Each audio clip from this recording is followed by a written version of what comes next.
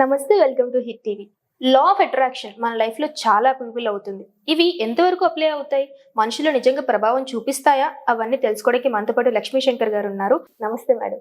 నమస్తే మా మేడం, ముందు ఎపిసోడ్స్ లో చాలా మంచి డౌట్స్ క్లియర్ చేశారు మా అందరివి. మరి కొన్ని డౌట్స్ తో, కొన్ని యూనివర్సల్ డౌట్స్ తో మేము ముందుకు వచ్చేసాం అనమాట. సో అవన్నీ క్లియర్ చేసేస్తారా? తప్పకుండా అమ్మా. Thank you madam. So first of all, మన యూనివర్స్ లో 12 అప్లికబుల్ రీజన్స్ ఉన్నాయి. అందులో గ్రావిటీ ఒకటి. So gravity, law of attraction కి వర్క్ అవుతుందా? ఇది ఎలా వర్క్ అవుతుందో అది కూడా అలాగే వర్క్ అవుతుందా? యాక్చువల్గా మీరు చెప్పింది బాగుంది. అంటే లా ఆఫ్ గ్రావిటీ అంటే 3 రూల్స్ ఉన్నాయి కదా, మనం చిన్నప్పుడు చదువుకున్నాము. సో అలాగే ఇక్కడ కూడా మనకి 3 రూల్స్ ఉన్నాయి. బట్ ఇది డిఫరెంట్, అది డిఫరెంట్. సో మీరు లా ఆఫ్ గ్రావిటీ అనేది సైన్స్ ప్రకారంగా మనం నేర్చుకున్నాం చిన్నప్పటి నుండి కూడా. బట్ ఈ లా ఆఫ్ అట్రాక్షన్ గురించి మనం ఎక్కడా నేర్చుకోలేదు. బట్ ఈ రోజు నేను ఇక్కడ ఎలా అయితే 3 రూల్స్ ఉన్నాయో అలాంటి రూల్సే మనం ఇక్కడ చెప్పాలనుకుంటున్నాను.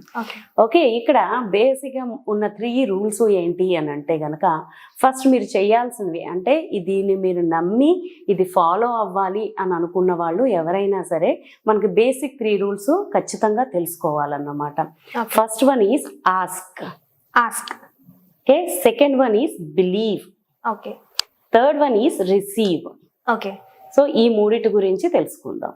ఫస్ట్ ఆస్క్ అంటే మీరు ఇక్కడ ఏదైతే అంతకు ముందు అనుకున్నట్టుగా మనం ఏదైతే కోరుకుంటున్నామో దాన్ని ఏం కోరుకుంటున్నారు అనే దానికి ఆస్క్ మీద క్లియర్ ఐడియా ఉండాలి మీకు.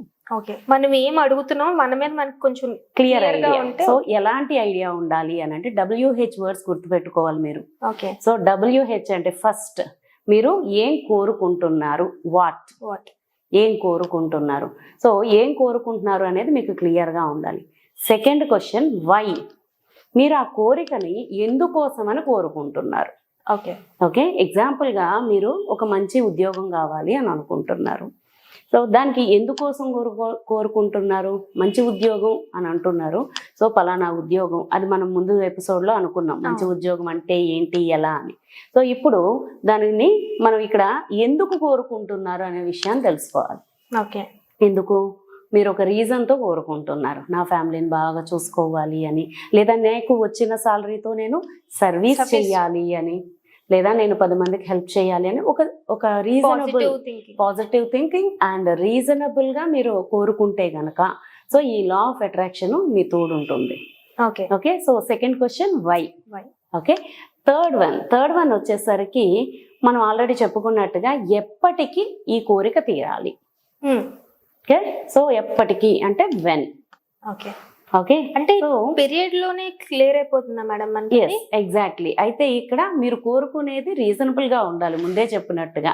సో నేను ఇప్పుడు సీఎం అయిపోవాలి, పిఎం అయిపోవాలి అని అంటే అవ్వదు కదా. చాలా మంది ఇప్పుడు కొన్ని కోరికలు ఉంటూ ఉంటే నేను నెక్స్ట్ ఇమీడియట్ గా అయిపోవాలి అని చెప్పి. లేదు, అందుకే చెప్తున్నాను రీజనబుల్ గా ఉండాలంటే మీరు ఆ ఫీల్డ్ లో ఉన్న వాళ్ళు, ఇప్పుడు ఇంజనీరింగ్ చేసిన వాళ్ళు డాక్టర్ అయిపోవాలంటే అవ్వలేరు కదా.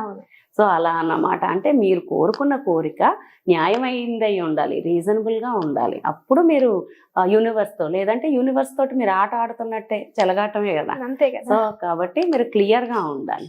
అది ఎప్పటికీ అవ్వాలి అనేది థర్డ్ క్వశ్చన్ అన్నమాట. సో అలాగే వేర్, ఇప్పుడు మీరు జాబ్ అన్నారు, ఎక్కడ జాబ్ తెచ్చుకోవాలనుకుంటున్నారు? మంచి జాబ్ అన్నారు, ఏంటి ఆ మంచి? ఎక్కడ జాబ్ తెచ్చుకోవాలనుకుంటున్నారు? ఎప్పటికి జాబ్ తెచ్చుకోవాలనుకుంటున్నారు? వెన్. ఎందుకు జాబ్ తెచ్చుకోవాలనుకుంటున్నారు? Why. Okay, last one how much. H అన్నమాట. ఇక్కడ హౌ మచ్ అంటే ఎంత శాలరీని తీసుకోవాలనుకుంటున్నారు. ఓకే, ఎంత శాలరీని మీరు డ్రా చేయాలనుకుంటున్నారు. సో ఇక్కడ WH క్వశ్చన్స్ కనుక మీకు ఆన్సర్స్ దొరికితే ఆటోమేటిక్గా మీరు ఏం కోరుకోవాలనుకుంటున్నారో దాన్ని మీరు ఖచ్చితంగా ఆస్క్ అనే దాన్ని యూజ్ చేసుకోగలుగుతారు. అర్థమైంది కదమ్మా? ఇప్పుడు ఆస్క్ అంటే ఏ విధంగా ఉంటుంది, మనం ఏం అడగాలి, ఎలా అడగాలి అనేది క్లియర్ ఐడియా తోటి మనం అడగాల్సి ఉంటుంది. నేను ఒక ఇల్లు కట్టుకోవాలి అనుకున్నాను. సో సేమ్ ఎప్పటికి కట్టుకోవాలనుకుంటున్నాను, ఎక్కడ కట్టుకోవాలనుకుంటున్నాను, ఎంత కాస్ట్లో కట్టుకోవాలనుకుంటున్నాను, ఎందుకు కట్టుకోవాలనుకుంటున్నాను అంటే ఎందుకు అంటే సో ఎవరెవరితో ఉండాలి అన్న రీజన్. మనకంటూ క్లియర్ విజన్ ఉంటే యూనివర్స్ ఖచ్చితంగా ఇస్తుంది అనే దాంట్లో ఫస్ట్ లా అన్నమాట ఇది. ఓకేనా? సో దీన్ని మనం మన సెకండ్ లా ఏమని చెప్పుకున్నాము? Believe and receive. Receive. So నేను ఇప్పుడు థర్డ్ లా ఫస్ట్ చెప్తాను. ఓకే. సో ఇప్పుడు రిసీవ్ అంటే ఏంటి, మనం అది పొందాము అని. ఇప్పుడు మీరు ఏదైతే కోరుకున్నారో వాటిని మీరు పొందినట్టుగా మీరు ఫీల్ అవ్వాలి. ఓకే. ఖచ్చితంగా మీరు ఫీల్ అయితే అది ఆటోమేటిక్గా మీకు అవన్నీ కూడా క్లియర్ అవుతాయి.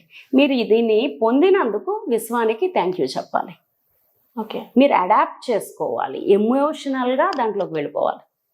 సో అప్పుడు మీరు ఏం చేస్తారు, ఆటోమేటిక్గా దానికి థ్యాంక్ యూ చెప్తారు. థ్యాంక్ యూ యూనివర్స్ అని చెప్తాం. సో అది వచ్చినట్టుగా పొందినట్టుగా మీరు నమ్మాలి.